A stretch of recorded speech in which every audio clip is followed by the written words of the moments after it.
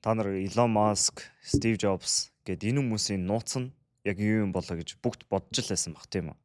Энэ хүмүүс яг юу хийгээд байна? Тэрийг нь би хийгээд эхлэх юм бол яг ажлын амжилтанд хүрчиж магадгүй тийм үү. Энэ бол буруу асуулт. Эдрийн хийгээд байгаа те ямар нэг бясалгаал, хүүтэн усанд орох, дасгал масгал гэдэг юм байхгүй. А яг энэ хүмүүсийг судлаад ирэнгүүт энэ хүмүүст бусад хүмүүсийн хийдэг зүйл гэхээс илүү бусад хүмүүсийн хийдэг зүйлийг хийдгүү тэр зүйл нь илүү байдаг. Энэ мундаг хүмүүст биднэрт байхгүй байгаа тийм онцгой зүйл бол байгаа биш байхгүй. Гол нь энэ хүмүүст биднэрт байгаад байгаа зүйл байхгүй байгаа.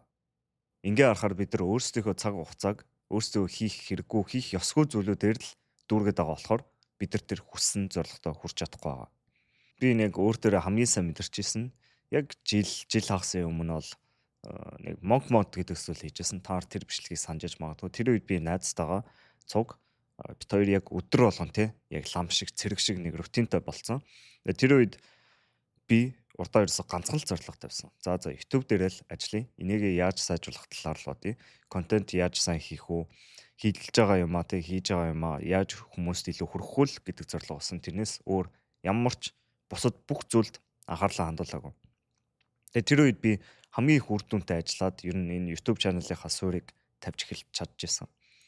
Тэгээ хэрвээ би тэр үед те заа сайхан зугаацаж цэнги орж гарыг хаяада 5 дахь хагасаа шоудахад яах вэ гэж боддог байсан бол ер нь бол YouTube channel-ыг ягаж хийж чадхааргүй байсан. Тэгээ энд хамгийн гол нь шүү дээ. Хүн 1-2 өдөр сатарахад гайгүй гэж боддог. Хаяада нэг оройтоход гайгүй гэж боддог. Тэгэл арх уучил гайгүй гэж боддог. Гэтэ тиймэрдүү зүйлүүд жижигээр нэмэгцээр аваад хүний хамаг эрч хүчийг алаа ичдэг. Гэхдээ хүн бүх зүйлд үгүй гэх юм бол нэг зүйл рүү улам өдрө болго ингээ гүнзгий ороод яваад байдаг. Хүн яг ингээ сатарахгүй нэг зүйлдээ ингээ төвлөрөхөөр айгүй богино хугацаанд үр дүнтэй ажилтдаг шүү дээ. Тэрнтэй адилхан хүн бусад бүх зүйлдээ сатарахгүй яг нэг зүйл рүүгээ гүнзгий ажиллавал богино хугацаанд их үр дүн авчирч чаддаг. Тэгэхээр энд нэг асуудал нь зарим хүмүүс би залуу шүү дээ тий би зугаацмаар байна тий би амьдрмаар байна нэг амьдрын нэтргээл тийм хэлжээж магадгүй л дээ би ч бас тэгэж боддог би ч гэсэн тий үнэхээр амьдрмаар байна шүү дээ би орж гармаар байна хүмүүстэй уулзмаар байна гэхдээ амьдралд заримдаа яхаа аргагүй түр хугацаанд ийм шийдвэр гарах шаардлага гардаг хүний амьдрал надад бол улирлууллаар явал зүгээр юм шиг санагдсан л да миний хувьд бол өвөл зуны улирал жоохон удаанд байдаг. Өвөл бол цаанаасаа цагаагаар тийм муухай байдаг болохоор цаанаасаа удаан байдаг. Зун болохоор илүү орж гарахтай илүү яа тий хүмүүстэй уулзах, амьдралаа enjoy хийх тиймэрдүү зүйлүүд байдаг. Гэхдээ хавар намар бол илүү яг урдаа тавьсан зорилго дээр төвлөрөөд бусад бүх зүйлд үгүй гэж хэлээд алга болох нь зүгээр байдаг. Бүр яг би бол тэр хугацаанд бараг л алга болж исэн. Сошиал медиануудаа устгах гэсэн. Тэгээ найзууд өрхөд очиж чадахгүй гэж хэлж исэн. Тэгээ орой 11-12-оос ерөөсөө оройтч чадахгүй байсан. Миний сошиал хийж исэн юм гэвэл зүгээр л нэг 7 хоногт нэг удаа бачаатаа бүжиглэх тийм л юм эс. Өөр жижиг сажиг байж исэн бүх сатаарлуудаа бүгдийг арчиж байсан. Тэгээ ингүүт яхааргүй FOMO гэдэг асуудал байдаг л та.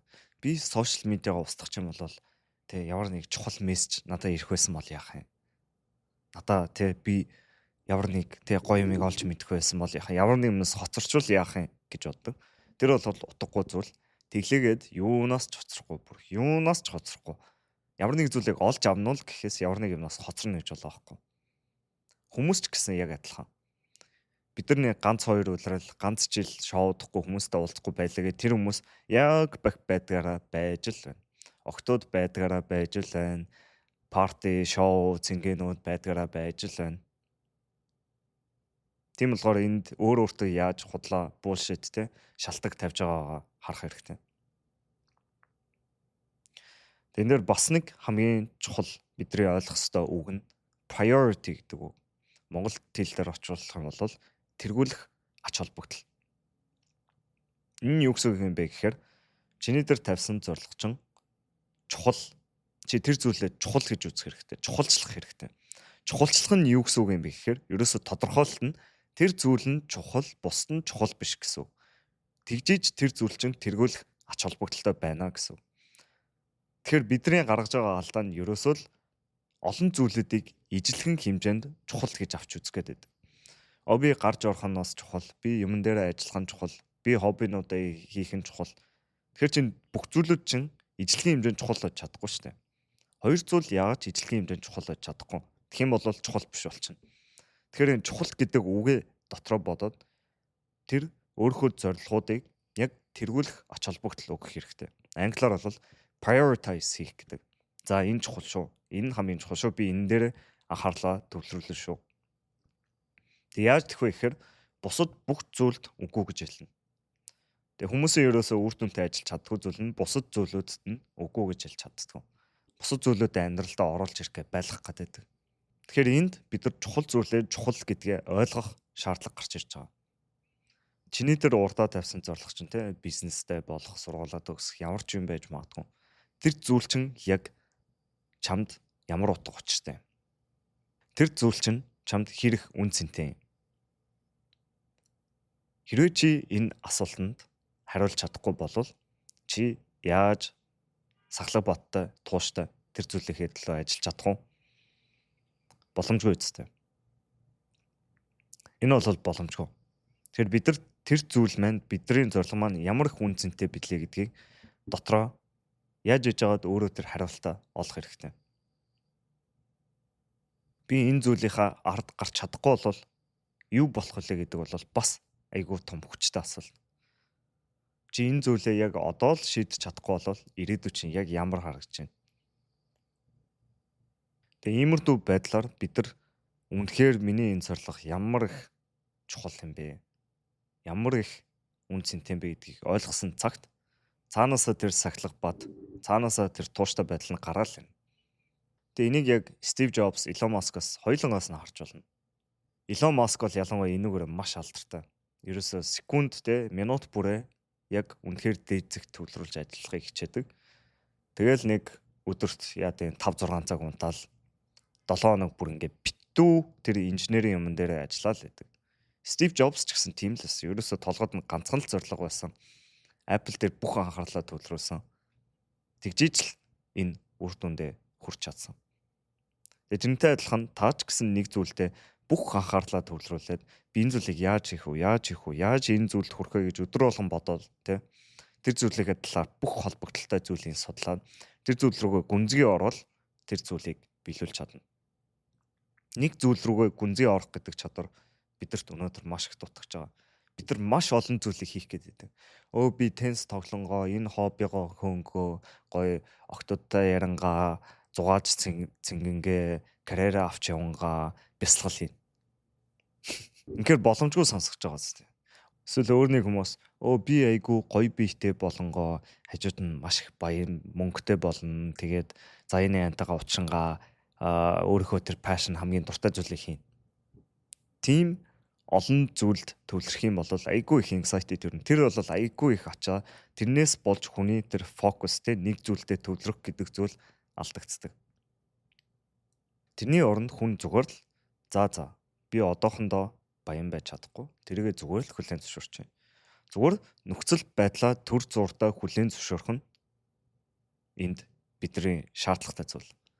Би баян мөнгөтэй болох нь миний чухал зорилгоудын нэг ч гэсэн одоохондоо энийг төр зурдаа хүлээн зөвшөөрч байна. Гэхдээ би энэ дээр дараа ажиллана.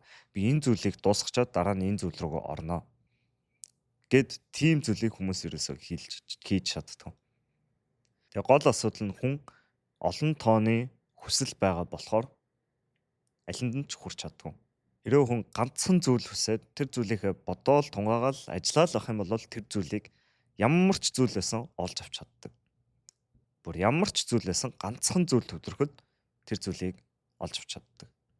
Тэгээ энэ дээр бас нэг зүйлийг товч нэмж хэлэхэд яг тэр чухал ач холбогдолтой гэдэг зүйлийг ойлгохын тулд энийг өөрөөгөө хайрлах, өөрөөгөө хүндлэх, өөрөөгөө дээдлэх гэдэг зүйлтэй холбогдолтой бодоод үзээрэй. Хүн үнэхээр өөрөөгөө хайрлж, дээдлж, үнэлж явдаг бол өөрөөсөө хамгийн сайн сайхан амьдрал, хамгийн дээд потенциал байж болох хамгийн сайхан зүйлийг хүснэ, тийм үү? Хэрвээ тийм болол хүн өөрөөгөө тэр зорилгоосоо сатаар болж байгаа бүх зүйлүүд үгүй гэж хэлж чадна. Жишээ нь архитаар суух гэж байгаа үедээ хүн өөрөөсөө хэлээд "Bro, чамд илүү тэ сайхан ирээдүй хүлээж байгаа. Тийм болохоор би чамаар арх уулгуулж чадахгүй нэ. Уучлаарай. Жишээлбэл тэр хүнтэй уулзъя. Өөр нэг зүйлийг хий гэхэд би чамаа энэ зүйлийг хийлгүүлж чадахгүй. Яагаад гэвэл би чамд хайртай. Би чамд хамгийн сайн сайхан ирээдүй хүсэж байгаа болохоор би чамаар энэ зүйлийг хийлгэж чадахгүй. Яг уу одоо ч тэр зүйлийг хүсэж байгаа, үнэхээр хүсэж байгааг чинь мэдж байгаа. Гэтэ одоохондоо энэ зүйлийг хоёулаа хийж болохгүй. Хоёуланд нь одоохондоо хийх зүйл байна те. Одоо ямар ч хэцүү мэдрэмж төрж байгаа ч гэсэн те тэрийг чинь би маш сайн ойлгож байна. Тийм болохоор хоёулаа арай жоохон өөр зүйл хий те. Үнэхээр хэцүү бол ийм хорт зуршлаар өөрийгөө аргацаагаас илүү хоёулаа гарч алхая. Хоёулаа эхлээд хөгжим сонсъё. Эсвэл өөр ямар нэг тийм шалдаа буух үйлдэл хийх гээд байдаг шүү дээ. Тэр үед ч гэсэн би өөрөөгөө үнэлдэг, би өөрөөгөө дээдэлдэг, би өөрөөгөө хүндэлж байгаа цагт би өөрөөгөө ийм зүйл хийлгэж чадахгүй шүү дээ. Тэгэхээр нэг ёсны өөрөөгөө талд зогсож байгаа үед яг энэ тууштай байх, сахлаг баттай байх гэдэг зүйлөө цаанаасаа гарч ирдэг. За ингээд бичлэгээ дуусгая. Хэрвээ та манай хамт олонтой нэгдээд надтай тулж ажиллаад өөрийнхөө яг тэр урдаа тавьсан зорилгот хүрэх хүсэлтэй байгаа бол description дээрх линкийг шалгаарай. За хэдүүлээ өөрсдийнхөө болж чадах болох ёстой тийм болцгоё. Баярлалаа.